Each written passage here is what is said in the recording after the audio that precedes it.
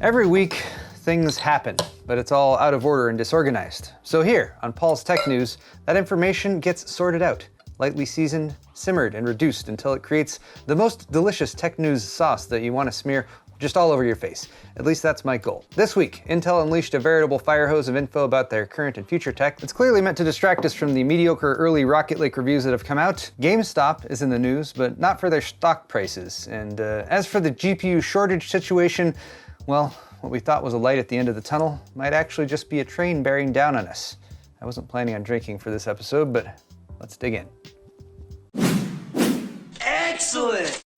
Corsair has expanded their new case lineup with the 5000 series, a premium chassis with 3 versions available: the sleek 5000D, the 5000D Airflow, and the 5000X with tempered glass panels and 3 120mm airguide RGB fans. A spacious interior provides room for multiple radiators or up to 10 120mm fans, and there are tons of convenient features for building like hinged removable panels, flexible storage options for hard drives or SSDs, and rapid route cable management guides. Available in black or white, so click the sponsor link in the description for more.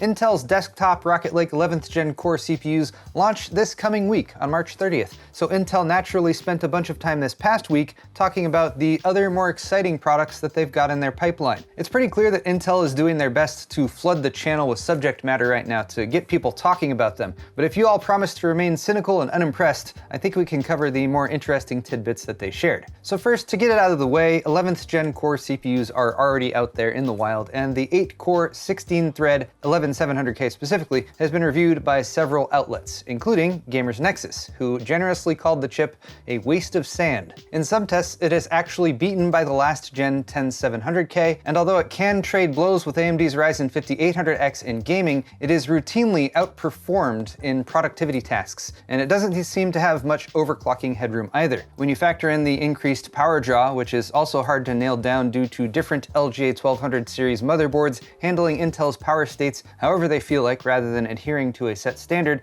it becomes very hard to recommend this stopgap solution. Intel took their 10nm architecture and shoehorned it into a 14nm package with Rocket Lake, and the results for desktop CPUs just aren't really blowing people away. So let's just talk about something else, is what Intel kind of seemed to say, as new CEO Pat Gelsinger headed up an online presentation on Tuesday titled Intel Unleashed: Engineering the Future. I, for one, am glad that Intel is finally getting rid of the leash. It was clearly hampering their development of viable 10nm CPUs. 5 key points were outlined in the presentation, though. First, Intel will not be selling their fabs, and in fact, they're investing $20 billion into 2 new manufacturing facilities in Arizona, expected to be online for production in 2024. I think that's an objectively good thing. It will allow Intel to develop leading-edge process node technologies while also creating 3,000 plus high-wage jobs directly with Intel, 3,000 plus fab construction jobs, and up to 15,000 long-term ecosystem support jobs for the surrounding area.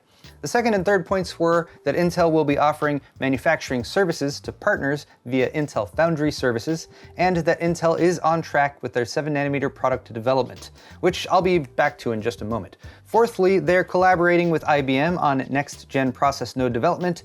And lastly, there will be a new Intel Innovation event in October 2021 being planned in the spirit of IDF, or the Intel Developers Forum, a gathering that used to happen 2 to 3 times a year, but was canceled in 2017. I actually attended the last IDF that they held in August 2016, but I'm told that it wasn't my fault that the whole thing was canceled shortly afterwards, although I do still owe them for a hotel cleaning bill. Now, all that info is somewhat interesting if you like to follow the goings-ons of big tech companies, but is there anything to really look forward to from Intel that's on the horizon? Intel selling 7nm CPUs would be big news, so let's go back to that. Meteor Lake has been confirmed to be the name of Intel's 7nm CPU design, and they're copying AMD's chiplet method that has brought so much success with Ryzen, but they call them tiles, which makes it totally unique and different. I wonder if Intel will use the same glue that they accused AMD of using back when Ryzen first launched to hold their chips together. They'll probably just call it Intel Infinite Adhesive or something like that. To be fair though, Intel is planning to stack their tiles, which might actually offer an advantage over AMD's current design. It also means stacking not just tiles with CPU cores, there could be a GPU tile and maybe an AI tile in there too. Meteor Lake isn't expected to launch until 2023 though, so what's happening in the meantime? Well, it didn't come from Pat's announcement, but recent posts to the Intel repository, as revealed by Momomo US on Twitter, showing some juicy info in the titles about both 13th gen Raptor Lake S CPUs and Intel's Xe Discrete graphics cards. These documents cover compatibility guidance for Intel manufacturing partners, but are not accessible to people who aren't under NDA. The document titles, though, say stuff like compatibility guidance between Alder Lake S and Raptor Lake S, though, which indicates that both will slot into the same LGA 1700 motherboards. Upcoming rumored CPUs are listed in this handy chart from videocards.com, though. Rocket Lake S, of course, launches next week. It's kind of meh already. Alder Lake S will be 12th gen core. It's expected in Q4 2021, will be built on 10 nanometer, and that's the one to look forward to in the shorter term in my opinion, as it will use a combination of big and little cores, and likely will support DDR5 as well as PCIe 5.0. Raptor Lake S will be 13th gen core and a refresh of Alder Lake on the same socket, expected sometime in 2022, and then comes Meteor Lake S in 2023 with 7 nanometer fabrication, which might also be LGA 1700, but that's a bit far out. If Intel does do 3 generations of CPUs on LGA 1700, I will totally give them credit for that, while also pointing out that AMD probably made them do it. Also, AMD must be sitting over there just having a drink and thinking, 7 nanometer in 2023? Aren't 7 nanometer CPU launches kind of a last decade thing?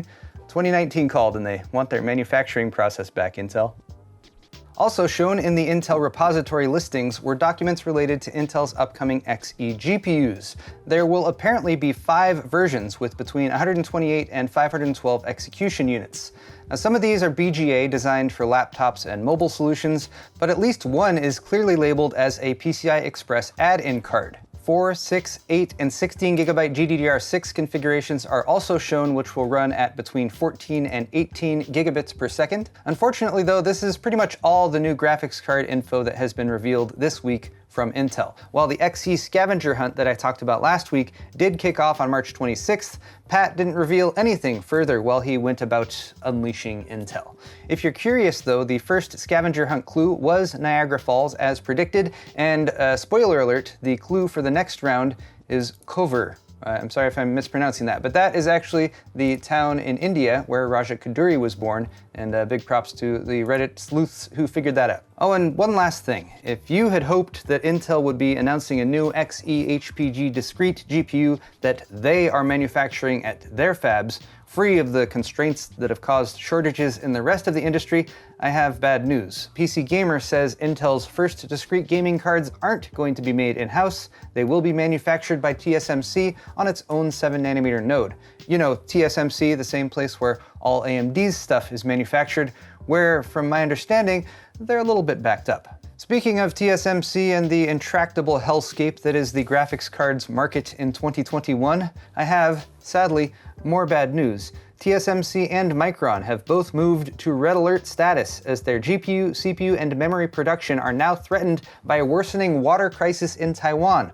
That's right, the graphics card supply chain has been impacted by a global pandemic, a mining epidemic, an incessant plague of scalpers and resellers, and now we're going for GPU Armageddon bingo as the worst drought in 6+ years strikes the region where most of the chips are actually made. Non-industrial zones near the fabs have already had their water rationed to 5 days a week out of 7, and as of Thursday, authorities cut supply to companies in 2 major science parks by 15%. Although TSMC itself isn't currently affected. They are, however, running drills and setting up additional tankers to store water in case conditions get worse. Fortunately, Taiwan's rainy season is coming soon. It typically kicks into high gear by May, so if you've been praying for more GPUs, maybe pray for rain in the ROC as well. Meanwhile, ASUS and MSI both told their investors this week that they will be increasing their GPU prices due to component shortages and the all-consuming desire to make more money. Some people say that that sucks because GPUs are already too expensive, and others say that they'll be marked up anyway with demand being what it is, so why shouldn't the manufacturers make more money from their products rather than letting some ignominious scalper scrape the profits? Either way, it sucks to be a gamer in need of a new GPU right now. PC World talked to AMD's Scott Herkelman this week, and he talked a bit more about FidelityFX, Radeon's answer to NVIDIA's DLSS feature that improves gaming frame rates at higher resolutions while preserving detail. AMD says that they don't need no stinking machine learning AI for FidelityFX though, which is good, because machine learning hardware does not currently exist in AMD GPUs. What was revealed is that it will be called FidelityFX Super Resolution, or FSR for short, and while they're planning to launch it for consoles and PC gaming platforms, it will likely come to PC first. It's still a ways off though. We still have more work to do, not only internally, but with our game developer partners. We want to launch it this year, we believe we can do that this year, but at the same time, we have a lot more work ahead of us. So I'm interpreting Scott's words here, but that sounds like 2022 to me. Despite there being no GPUs to actually buy, new GPUs keep launching. So once again, rumors of an RTX 3080 Ti and 3070 Ti are back. Scuttlebutt has it that May is now the launch window for both cards, with the 3070 Ti being based on the GA104-400 GPU and the 3080 Ti using the GA102-225. The 3080 Ti would be a 12 gig card with about 18% more CUDA cores than the 3080, as well as a decent bump to memory bandwidth via a 384-bit bus, similar to the 3090's configuration. The 3070 Ti would sport a more modest stat bump over the 3070 if rumors are true, with just over 4% more CUDA cores, but would gain more memory bandwidth thanks to using 19 gigabit per second GDDR6X VRAM instead of GDDR6 non-X. The 3070 Ti might also have both 8 gig and 16 gig memory configurations, although again, these are all rumors for now. Okay guys, time to slip into some freshly laundered tech briefs. So comfortable. GameStop, now known more commonly by its stock exchange abbreviation GME, plans to start selling PC gaming hardware, monitors, and gaming TVs, which seems like a smart idea given what a hot commodity PC hardware has been lately, and in fact, modestly overpriced listings for RTX 3080s have already popped up on their web store. They're unavailable right now, unfortunately, but some SKUs have shown April 16th as the for sale date, so whether or not you're still holding out for a GME short squeeze like Linus, here's another place that you can look up GPUs for sale, so you can have that brief moment of potential excitement before you see the inevitable out-of-stock notification. Speaking of disappointment, wouldn't it suck if your PlayStation 4 turned into a brick because the internal clock battery died? This will happen to all PS4s eventually, the battery dying because batteries don't last forever, but here's the problem. The PS4 needs to connect with a PSN server to sync its clock, and it does that to prevent abuse of the in-game trophies mechanic. And if you've reset the clock or the battery died, it will disable downloaded games and even games played off of a disc until it's resynced. That means if Sony eventually shuts down the PlayStation Network, kind of like how they killed the PS3, PSP, and PS Vita stores back in January, all PS4s out there will eventually just stop working due to this feature. Way to go, Sony.